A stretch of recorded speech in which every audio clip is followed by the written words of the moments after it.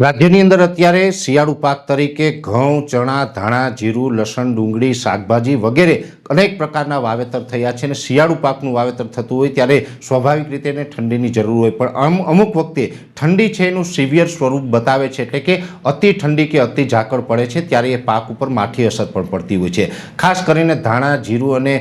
ઈસબગુલ જેવા જે પાકો એમાં વધારે અસર પડતી હોય છે. અત્યારે જે ઠાર અને ઝાકળ આવી રહ્યા છે એને કારણે જીરું અને ધાણા જેવા પાક છે એમાં ફૂગ અને સુકારાનું પ્રમાણ વધી રહ્યું છે. ખાસ કરીને જીરુંનો પાક છે એની અંદર ગુજરાત લેવલે આ બહુ મોટી સમસ્યા છે. આ સમસ્યાથી આપણે બચવું હોય તો જ્યારે પણ ઠાર અને ઝાકળ જેવું પ્રમાણ હોય છે ત્યારે એની યોગ્ય ટ્રીટમેન્ટ કરવી જરૂરી હોય છે, જેની અંદર ખાસ કરીને આવે છે લિટમસ એગ્રીટેક પ્રાઇવેટ લિમિટેડનું લિટેક્સ ગોલ્ડ. લિટેક્સ ગોલ્ડ છે એ એક પંપમાં 5 ml નાખીને છંટકાવ કરવામાં આવે તો છોડને ટ્રાન્સલેમિનર કરે છે, સાથે એના સ્ટોમેસો છે એને બ્લોક નથી કરતું, જેથી કરીને એનો જે વિકાસ અને વૃદ્ધિની જે ક્રિયા છે એ અટકતી નથી, પણ છોડ ટ્રાન્સલેમિનર થઈ જાય છે, જેને કારણે જે હવામાનની સિવિયર અસર છે એ જીરુના પાક ઉપર નથી થતી અને જીરુના પાકને જે ઠાર ઝાકળથી બચાવી અને ઠાર ઝાકળથી બચાવશે તો ફૂગ અને સુકારામાં પણ આપણે રાહત રહેશે, એનું પ્રમાણ પણ ઓછું રહેશે. એટલે અત્યારે ખેડૂત ભાઈઓને ખાસ મારી વિનંતી છે કે અત્યારે ઠાર ઝાકળનું પ્રમાણ વધારે હોય તો જીરુના પાકની અંદર એક પંપની અંદર 5 ml લિટેક્સ ગોલ્ડ છે એ નાખીને છંટકાવ કરવો,